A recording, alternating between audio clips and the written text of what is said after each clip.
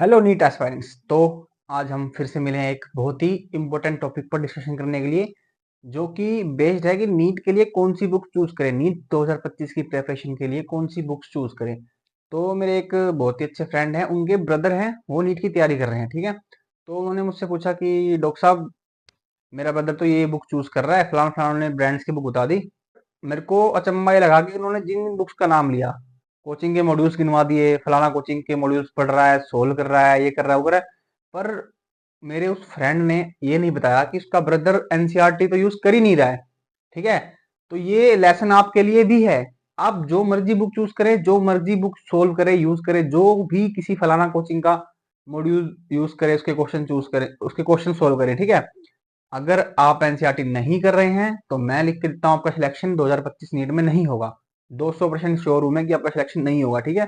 ऐसा मैं क्यों बोल रहा हूँ, क्योंकि देखो, नीट का जो पेपर होता है ना बच्चों, बनता हुआ एनसीईआरटी से ही है, ठीक है। आप एनसीईआरटी की एक लाइन उठाकर देख लेना, आपको वो सेम लाइन एमसीक्यूज के रूप में नीट के एग्जाम में दिखेगा, नीट के फाइनल पेपर में आपको वो लाइन्स दिखेंगी एमसीक्यूज के रूप में, ठीक है। ये मैं ऐसे ही नहीं बोल रहा हूँ, मेरा एक्सपीरियंस है वो बता रहा है, ठीक है। और एक्सपीरियंस भी क्या है, सच्चाई है। आप अगर आप खुद सीरियसली नीट के प्रीवियस ईयर के क्वेश्चन सोल्व करने बैठोगे ना, तो आपको अपने आप पता लग जाएगा। लेकिन पता तब लगेगा ना जब आपने एनसीईआरटी पढ़ी होगी, कि हाँ यार, ये लाइन तो एनसीईआरटी में सेम दे रखी है, वही उठा के यहाँ पूछ लिया, चार ऑप्शन दे दिया है। जिसने लाइन पढ़ी होगी वो क्विक आंसर करेगा, और जिसने लाइन नहीं पढ़ी होगी बैठ जाए कंसेप्ट लगाने की, क्या था, ये होना चाहिए, कोई क्वेश्चन आ गया ब्रायोफाइटा टाइडोफाइटा, ऐसे होना चाहिए, वैसे होना चाहिए। सिंपल आप प्लांट किंगडम पढ़ लो ना, सोल्व हो जाएगा आपका एनसीईआरटी से, सेम सेम लाइन मिलेगी उठा के, ठीक है। तो बच्चों के काफी क्वेरीज आई थी मेरे पास इसके रिगार्डिंग भी, कि कौन सी बुक चूज करें सर, कौन सी बुक से तैयारी करें। और जब मेरे फ्रेंड वाला केस आया ब्रदर का, तो मैंने सोचा नहीं यार, ये तो बहुत ही इंपॉर्टेंट डिस्कशन है, इंपॉर्टेंट डिस्कशन है, इंपॉर्टेंट टॉपिक है डिस्कशन का, ठीक है। तो फिर मैं इसके ऊपर एक वीडियो लेके आया कि हाँ, और भी बच्चों को डाउट होगा कि सर कौन सी बुक्स पढ़ें, कौन सी बुक से तैयारी करें। तो मैं आपको बताता हूँ बच्चों, अगर आप किसी कोचिंग में पढ़ रहे हैं, बिल्कुल आप, क्योंकि मुझे काफी बच्चों ने कहा कि सर हम इस कोचिंग में पढ़ रहे हैं, मैं कोचिंग के नाम नहीं लूंगा, कि इस कोचिंग में पढ़ रहे हैं, बेस्ट टीचर हैं, इतने पैकेज पे हैं, अच्छा पढ़ाते हो, नो डाउट।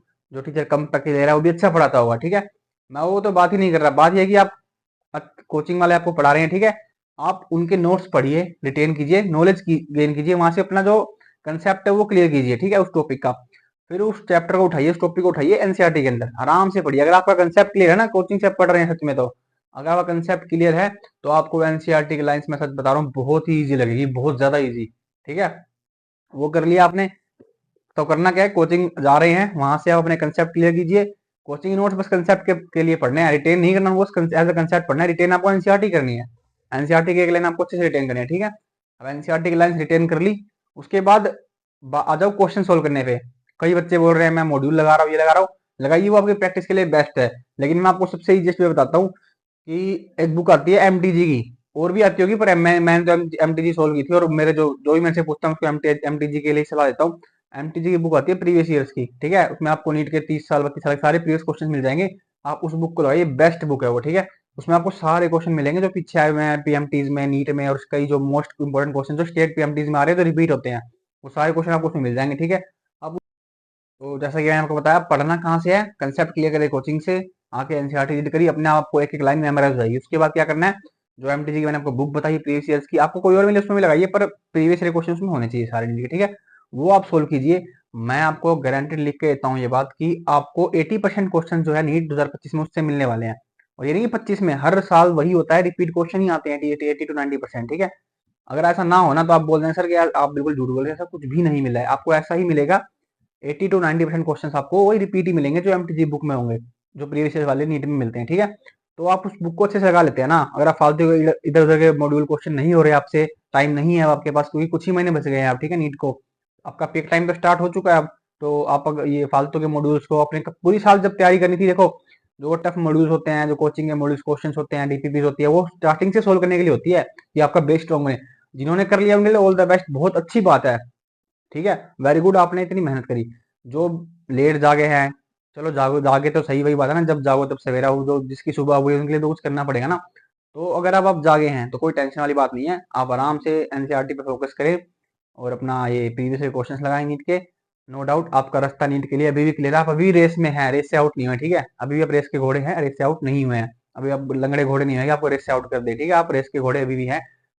लेकिन जो क्वेश्चन करने हैं बिल्कुल ध्यान से करने हैं, कंसेप्ट लगा लगा के करने हैं जो आपने सीखा है, ठीक है ना। वो ऐसे नहीं तुक्के नहीं मार देने, आंसर नहीं रटने उनके। और अगर आप रटे भी लेते हो तो भी आपको बेनिफिट मिलेगा। क्यों? क्योंकि वो सेम क्वेश्चन ही आपको नीट में मिलने वाले हैं।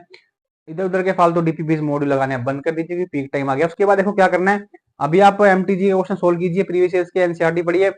कुछ टाइम बाद जब आपका बेस स्ट्रॉन्ग हो जाए, आप क्वेश्चन सोल्व करने लग जाए, वो तो आंसर आपको रट ही लेने हैं अच्छे से, जो एमटीजी में क्वेश्चन आए हैं प्रीवियस ईयर के, ठीक है।